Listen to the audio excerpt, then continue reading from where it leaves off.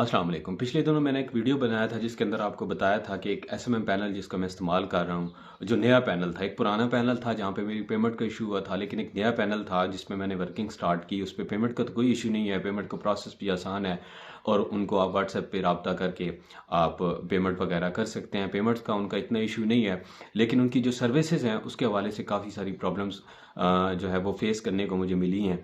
और जो मैंने सर्विसेज आजमाई हैं, जो सर्विसेज इस्तेमाल की हैं उसके बारे में आपको बताऊंगा। और अगर आप इस पैनल को इस्तेमाल कर रहे हैं तो ये जो सर्विसेज हैं आपने इंतहाई एहतियात के साथ इस्तेमाल करनी है, क्योंकि जो मोनेटाइज चैनल होते हैं उस पर भी काफ़ी हद तक सर्विसेज लगाना पड़ती हैं। क्योंकि मैंने पिछले दिनों एक एप्लीकेशन है उस पर देखा था कि एक बहुत बड़े क्रिएटर हैं, वीडियो वाली सरकार, आप उनको जानते हैं, वो ज़्यादातर जो मोबाइल फ़ोन्स हैं उनका रिव्यू देते हैं, उनके अनबॉक्सिंग करते हैं। इसके अलावा मुख्तलिफ जो इसी तरह टैक्स से रिलेटेड वीडियोस होती हैं उसके बारे में वीडियोस बनाते हैं, और काफ़ी सारे उनके सब्सक्राइबर्स भी हैं, व्यूज़ भी होते हैं, और उनकी वीडियो भी उस ऐप के अंदर प्रमोशन के लिए लगी होती है। तो कहीं ना कहीं हम यूट्यूबर्स को चैनल मोनेटाइज हो या ना हो तो प्रमोशन की ज़रूरत होती है वीडियोस पे व्यूज़ लाने की ज़रूरत होती है। उसके लिए मुख्तलिफ ज़राए इस्तेमाल करते हैं सारे यूट्यूबर। ऐसा नहीं है कि उनके ऑर्गेनिक व्यूज़ आते हैं, क्योंकि अब इन दिनों काफ़ी अरसे से जो व्यूज़ हैं वो काफ़ी हद तक डाउन हो चुके हैं और काफ़ी क्रिएटर्स के चैनल्स के ऊपर व्यूज़ नहीं आ रहे थे।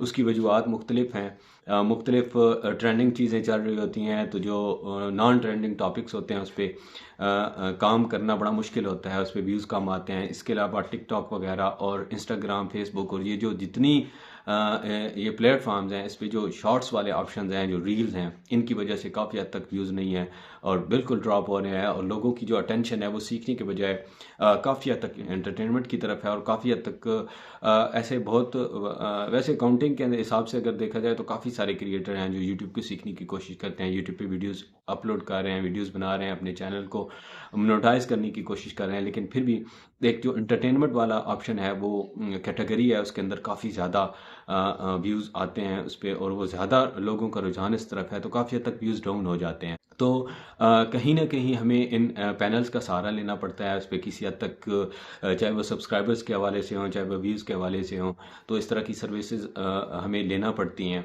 तो वहाँ पे जो सजेस्टेड व्यूज़ की सर्विस हैं वो किसी हद तक बेहतर है, क्योंकि उनका ये होता है कि जब आप सजेस्टेड व्यूज़ लेते हैं तो स्टार्टिंग के अंदर 48 आवर्स तक वो सजेस्टेड रहते हैं, लेकिन बाद में फिर एक्सटर्नल के अंदर वो खुद ब खुद शामिल हो जाते हैं। मैंने वहाँ पे उनको कंप्लेन भी की, बताया भी सही कि ये इस तरह हो रहा है। इसके अलावा जो यूएसए की व्यूज़ हैं वो भी वहाँ पे प्रॉब्लम कर रहे हैं कि वहाँ पे जो रीजन है वो यूएसए नहीं आ रहा है। इसके अलावा एक और सर्विस जो उनकी ब्राउज फीचर की, मुझे ये लग रहा था कि ब्राउज फीचर की सर्विस देना बड़ा मुश्किल काम है, और वाकई ही मुश्किल काम है, क्योंकि जो व्यूज़ होते हैं उनकी, अगर आपके चैनल के ऊपर ब्राउज फीचर से व्यूज़ आ रहे हैं तो आप समझिए कि आपकी वीडियो कहीं ना कहीं एक न एक दिन लाजमी वायरल होगी और आहिस्ता आहिस्ता व्यूज़ गेन करेगी, और एक रिदम के साथ आपके चैनल के ऊपर व्यूज़ आना शुरू हो जाएंगे अगर आपके चैनल के ऊपर ब्राउज फीचर से व्यूज़ आ रहे हैं।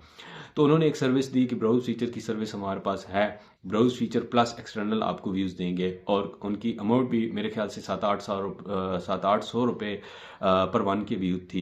लेकिन इसके बावजूद मैंने उसको ट्राई किया तो टोटली वो इसके अगेंस्ट थी। सारे व्यूज़ जो 1000 व्यूज़ वो आए वो फेसबुक की तरफ से आए थे, एक्सटर्नल में, यानी कि एक्सटर्नल वे से आए।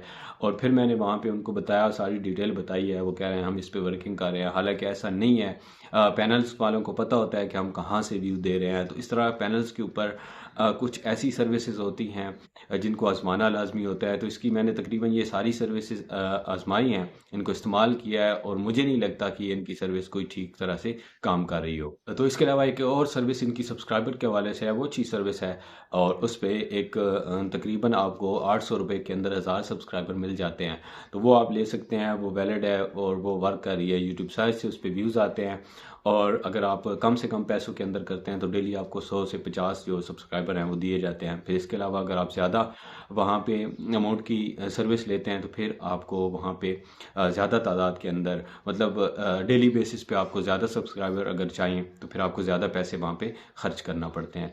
तो ऐसे में बबल ये पैनल है, और मैंने इस पर वीडियो पहले भी बनाया था। इस पर अगर आप कोई सर्विस लेना चाहते हैं तो लें, इस्तेमाल करें। पेमेंट का इतना इशू नहीं है, लेकिन इन सर्विसेज का इशू है जो व्यूज़ के हवाले से हैं। और सब्सक्राइबर की जो सर्विस है वो बेहतर है, उसके अंदर ड्रॉप का इशू नहीं है। 2-3 ड्रॉप होते हैं, लेकिन वो आपको एक्स्ट्रा भी उसके अंदर देते हैं, तो वो उसके अंदर मैनेज हो जाता है, इतना इशू नहीं है।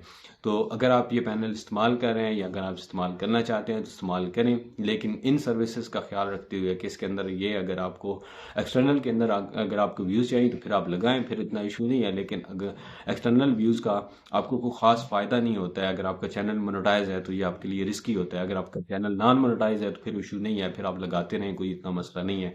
लेकिन चैनल की रीच को बढ़ाने के लिए, चैनल पे व्यूज़ और चैनल की बेहतरी के लिए हमें ब्राउज़ फीचर और सजेस्टेड व्यूज़ चाहिए होते हैं, लेकिन वो ये पैनल प्रोवाइड करने में 90% नाकाम है। इसके अलावा मज़ीद मैं कुछ ऐसे पैनल्स हैं जो उनको इस्तेमाल करूँगा, उस पर वर्किंग करूँगा तो फिर आपके साथ ज़रूर शेयर करूँगा।